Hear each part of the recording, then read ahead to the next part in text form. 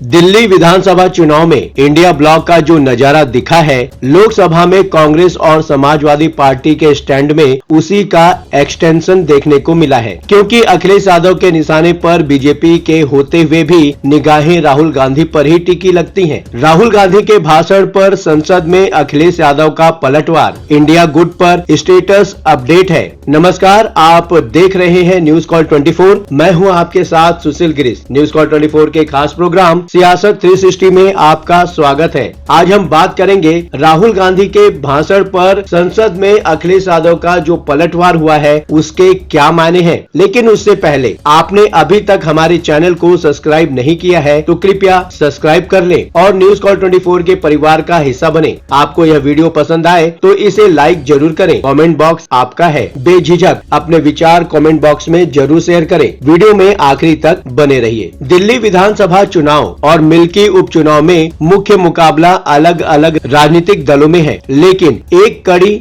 ऐसी भी है जो सीधे इंडिया ब्लॉक से उसे जोड़ देती है। मुख्य मुकाबले में बीजेपी कॉमन किरदार है। मिल्कीपुर में समाजवादी पार्टी और दिल्ली में बीजेपी से आम आदमी पार्टी लड़ रही है और देश की सबसे बड़ी विपक्षी पार्टी विरोधाभासी भूमिकाएं निभा रही है। मिल्कीपुर उपचुनाव में कांग्रेस ने समाजवादी पार्टी का सपोर्ट किया है, जबकि दिल्ली चुनाव में समाजवादी पार्टी कांग्रेस के खिलाफ जाकर आम आदमी पार्टी का सपोर्ट किया है। और यही वजह है कि कुछ राजनीतिक विशेषज्ञ 8 फरवरी के बाद इंडिया ब्लॉक का अस्तित्व ही खत्म मानकर चल रहे हैं। राहुल गांधी ने लोकसभा में राष्ट्रपति अभिभाषण पर चर्चा के दौरान जिस तरह इंडिया ब्लॉक का जिक्र कर एक मैसेज देने की कोशिश की, अखिलेश यादव ने तो लगता है हंसी मजाक में कांग्रेस नेता के प्रयासों पर पानी ही फेर दिया है। नेता प्रतिपक्ष होने के नाते राहुल गांधी ने संसद में ऐसा मुद्दा उठाने की कोशिश की जो पूरे विपक्ष के लिए महत्वपूर्ण हो। राहुल गांधी ने हरियाणा और महाराष्ट्र चुनाव में गड़बड़ी और इलेक्टोरल रोल का मुद्दा उठाया है। संसद के शीतकालीन सत्र के काफी दिनों बाद राहुल गांधी के मुंह से इंडिया ब्लॉक का जिक्र सुनने को मिला। संसद में अमित शाह के बयान को लेकर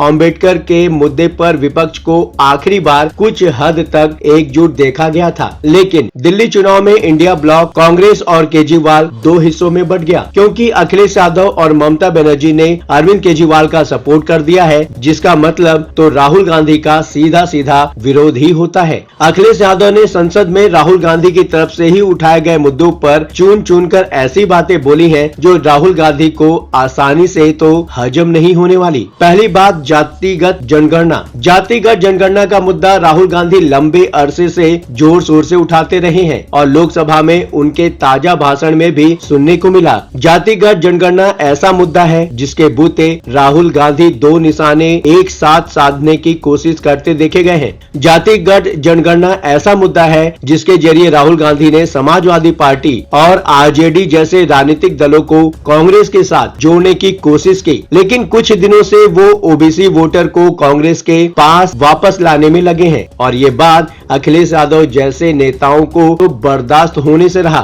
लोकसभा में अखिलेश यादव ने कहा, देश में जातिगत जनगणना बहुत जरूरी है। कांग्रेस जो पहले इसका विरोध करती थी अब इसकी मांग कर रही है। अगर कांग्रेस ने जातिगत जनगणना का पहले समर्थन किया होता तो अब इस मुद्दे को उठाने की जरूरत ही नहीं होती। अखिलेश ने कहा, मैं कांग्रेस से कहना चाहूंगा कि हम आपके साथी हैं और इस मुद्दे पर हम आपके साथ हैं और आगे चलकर भी साथ देंगे। अब जाति जनगणना को कोई नहीं रोक सकता है। दूसरी बात आती है चीन के मुद्दे की। राहुल गांधी ने चीन के मुद्दे पर बीजेपी और प्रधानमंत्री नरेंद्र मोदी पर जोरदार हमला बोला था, लेकिन अखिलेश यादव का भाषण सुनकर ऐसा लगता है जैसे वो बीजेपी के बहाने राहुल गांधी को ही धो रहे हों। अखिलेश यादव ने कहा कि चीन के सवाल पर कांग्रेस और बीजेपी के भी विचार है। चीन ने हमारी जमीन हमारे बाजार पर कब्जा कर लिया है, लेकिन बीजेपी इसे स्वीकार करने से इनकार कर रही है। बोले, एक समय में हम लोगों ने लाखों लाख एकड़ की जमीन खोई और अब उसी रास्ते पर बीजेपी चल रही है। जमीन खोने के साथ साथ बीजेपी कह रही है कि चीन ने कब्जा की है। जो अखबारों में खबरें आती हैं तो सरकार को ऐसे चैनलों पर एफआईआर दर्ज करानी चाहिए, जैसे कुंभ को लेकर हुआ है। दरअसल अखिलेश यादव 1962 के भारत चीन युद्ध के बहाने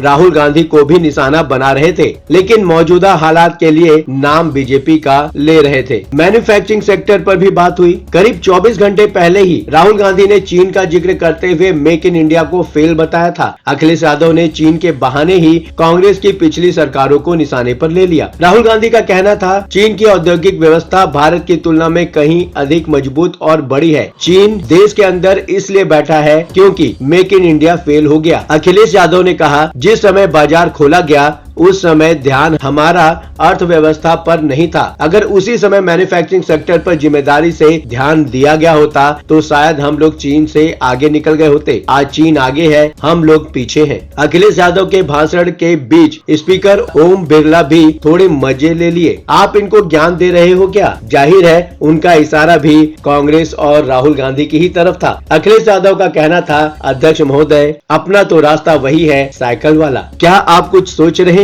वर्तमान में जो परिस्थितियां और समीकरण बना हुआ है वह क्या इशारा करती है? हमें कमेंट बॉक्स में जरूर बताएं। वीडियो पसंद आया हो तो वीडियो को लाइक करना और चैनल को सब्सक्राइब करना ना भूलें। हाँ, चलते चलते ये बात भी बताना जरूरी है कि न्यूज कॉल 24 अपने दर्शकों की राय और सूचनाओं के लिए हमेशा खुला है। वीडियो में दिए गए नंबर पर व्हाट्सएप द्वारा आप हमसे संपर्क कर सकते हैं। यदि आपके आसपास महत्वपूर्ण घटना, दुर्घटना, भ्रष्टाचार, प्रेरक प्रसंग, वृत्तांत, सामाजिक मुद्दा या अन्य कोई मामला सामने आए तो कृपया उसे हमारे साथ साझा करें। हम आपकी गोपनीयता की पूर्ण सुरक्षा का आश्वासन देते हैं। आपके योगदान से हम बेहतर और सारगर समाचार प्रदान करने में सक्षम होंगे। आपके विचार, आपके सुझाव हमारे लिए मायने रखते हैं। अब आपकी बात नहीं रहेगी अनसुनी। ये प्लेटफॉर्म है आपका, आपकी आवाज को बुलंद करने का। लगातार खबरों के लिए बने रहिए न्यूज कॉल 24 के साथ।